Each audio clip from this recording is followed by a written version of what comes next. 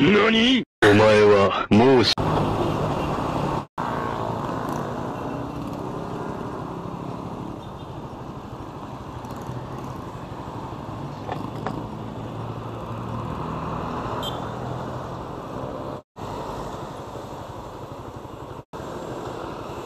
Ano, flat lang? Wala man ang problema, hindi umaandar eh. Ganit ata. Ha? Ang battery. Battery? Bigla lang namatay, hindi na nag-aandar. Dilim natin. Ha? Tignan natin, dilim mo. Tignan natin, baka magawa. Ano sana ako nang magawa eh? Sa ano kuya, lilim? Ha? Lagay mo dun sa lilim, para hindi mainit.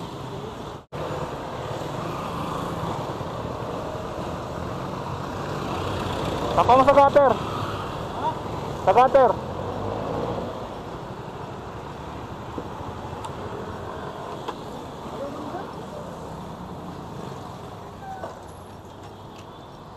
Layo pa ba namin? Kaway pupunta? Sa ano? Pampanga pa daw. Daw pa, layo. Kinuha ko lang to sa Quezon kasi. Alam mo naman doon maraming ano. Nakaryente. Oo, wala nga. Kickstart, sinubukan mo? Ha? Kickstart. Oo, ayaw din. Umaandar siya pero namamatay.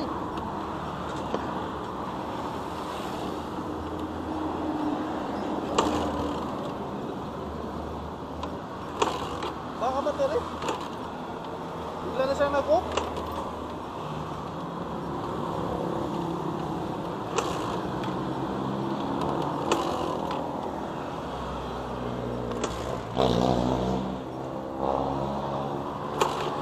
Ayun na. Hindi nga alam anong problema eh. Wala rin mga ano dito, motor shock. Nakaryente. Wala ka bang ano? Wire? Pang jumper?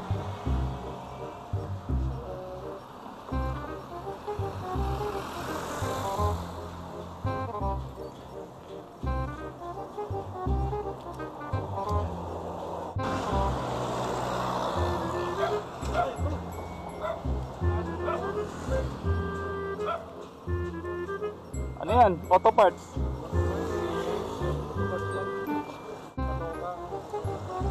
Ano natin? Saan galing niya kuya? Ha? Saan galing? Sa ano? Quezon City.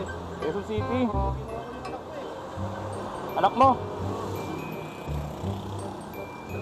Tagilid ako kuya, ang gilid mo. Jumper natin.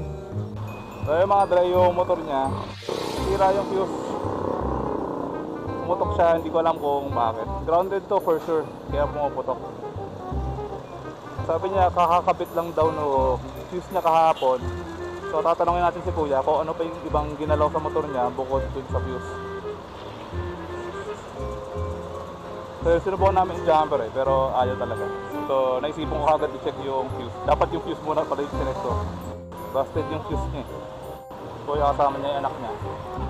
Punta pa sila ano, Pampanga, Mabalacat. So nakita ko lang sila nagtutulak. Nung pagkakita ko kasi parang hindi naman flat yung gulong. Kaya naisipan ko huminto. Kasi for sure kapag hindi naman flat yung gulong, it's either walang gasolina. Kapag walang gasolina, pwede naman nating tulungan si kuya itulak yung motor. Pero kung pagka-electrical problem, medyo mahihirapan talaga siya kasi hindi talaga mag-start yung motor niya kapag walang kuryente. Mag-start naman yan, basta hindi sira yung fuse.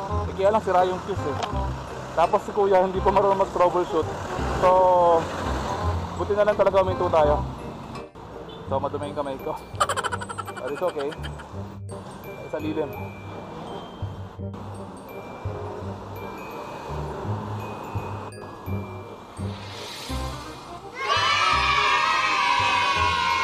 Paano isa kuya? 10 lang. 10 lang? Oo nga. Oo, yun o. Kitang-kita naman. Putol yung fuse. So, ito natin. Ito kuya, kapag naputol ulit to, grounded talaga yung motor mo. Kasi hindi ito mapuputol kung hindi grounded eh. So bago, di ba kasabi mo kahapon, kalalagay lang nito kahapon, di ba? Ay kanina, kalalagay lang kahapon ito. Tapos pinaayos ko yung mga kuryente niya.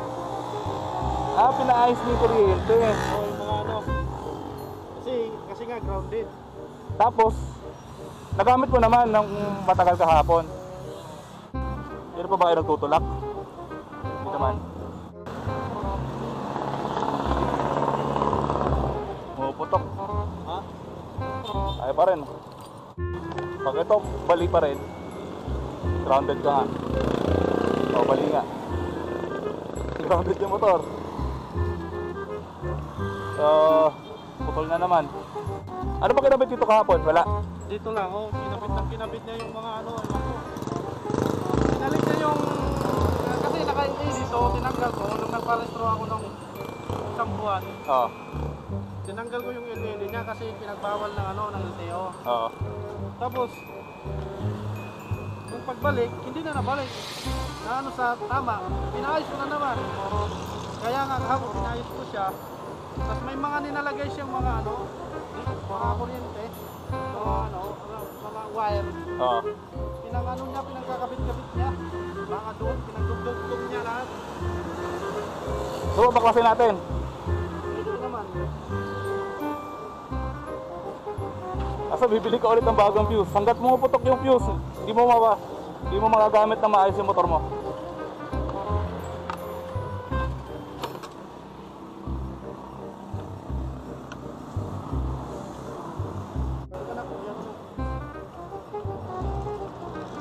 Tignan natin kung ba't pumuputok. Hindi, meron pa sila. Oo. Ano yan? Meron ka ba dito? Wala akong 8.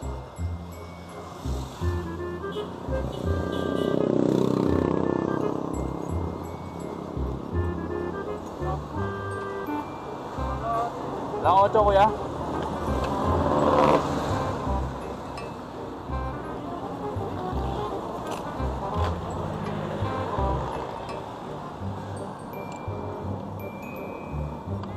So, wala kaming 8mm. Yung 8mm ko kasi na-ejected. Ang ginamit ng mga dito mo, hindi pinalik. So yun, buti na lang meron lang vice grip.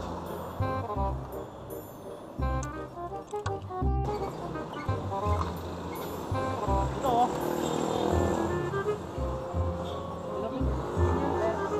Jumper niya. Sa ano ata yan? Sa battery para mag-charge. Kaya bili ka pa nga isang fuse, kahit mga dalawa na. Oo. Ganong fuse? Oo, ganun pa din. So, tinamad yung gumawa.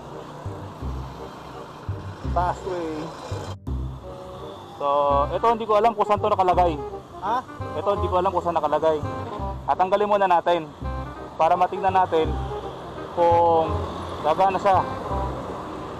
Kasi nung nakita ko to kanina, ito nakakabit dito. Tapos ito walang takip.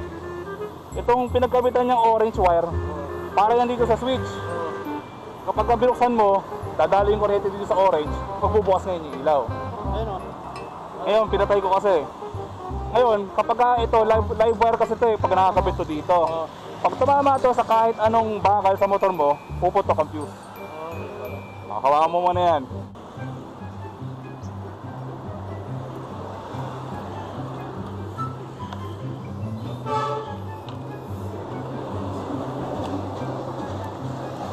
Ayos. Ayun, may busina ka rin. Push start lang wala. Ito lang. Yes lang yan. Nawawala talaga yan. Di talaga gumagana minsan. Oo. Ano lang. Ayos. Okay na. Apa? Maraming salamat. Ay, start pala. Ayos. Balik na natin. Paano kuya, bili ka ng tools. Pang Nandun sa baklas. bahay. Lahat ng tornilyo mo, dapat meron kang pambaklas. Nandun sa bahay.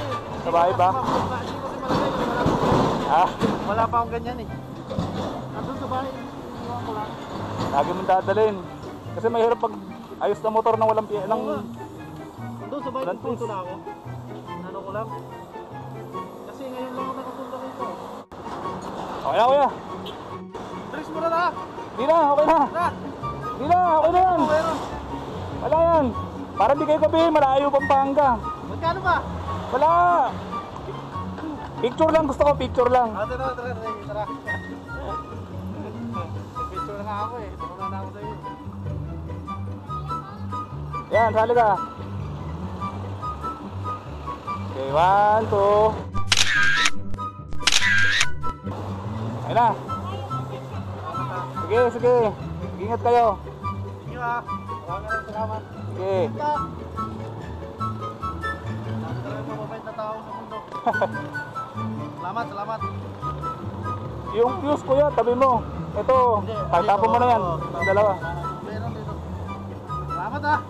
Sige. Ay, thank you. Kung hindi ako naglakad, hindi ako nagtulak, hindi na makikita. Oo, kasi usually kapag nakatambay ka lang, syempre malay ba namin kung may problema yung motor mo, Oo, di ba? nakatambay lang kami doon eh. Oo. Ganun, tutulak ka. Buti nagtulak na ako.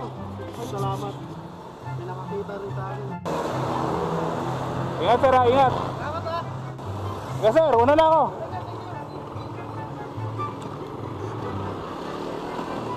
So yun nga, tinulungan natin si kuya kasi kahit ako siya tutulak ng motor. Kapag nasisiraan kayo mga dre, pagtulak kayo.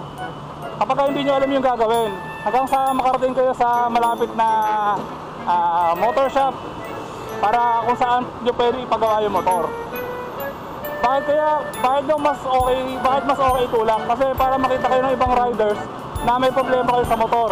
Kapag kasi nakaintulak kayo at naghihintay kayo ng tulong, medyo marapong tulungan kayo. Kasi hindi namin malalaman kung may problema ba yung motor nyo o wala. Dahil nakatambay lang kayo. Mali pa namin kasi kung nahinintay lang kayo, di ba? Buti na lang, ang pinakasira lang nung motor ay yung fuse, kaya ayaw mag-start. Ngayon, yung push start ni kuya, may problema din talaga, kaya hindi namin mapagana yung push start. So, ang ginawa ko, sabi ko kay kuya, bumili siya ng fuse. Bali, nakatatlong fuse kami. Yung isa lang yung naputol, tapos yung isa reserva niya, and then yung isa, ikinabit namin.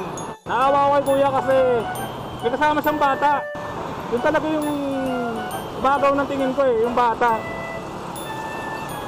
Kasi habang nagtutulak siya, merong sumusunod sa kanya o meron siyang kasama na bata na may hawak na helmet. So, sa critical thinking, naisip ko bigla na baka kasama niya yung bata. So, that's why I decided to stop and then ask him kung may problema ba yung motor niya. And then yun nga, sabi niya, ayaw daw mag-start ng motor niya at hindi niya alam kung bakit. Buti na lang talaga mga dre, huminto tayo para ayusin yung motor niya. And very thankful talaga ako kasi naayos naman natin yung motor niya at makakauwi siya ng maayos sa Pampanga. So sa'yo dre, just a small piece of advice. Sa team mo biyahe, make sure na may dala tayong tools na pambaklas sa lahat ng tornilyo ng motor natin. Para kasi pag magkakaroon tayo ng aberya, meron tayong pangbaklas at sigurado mataas yung chance na maayos natin sira ng motor natin. So hanggang doon lang mga dre.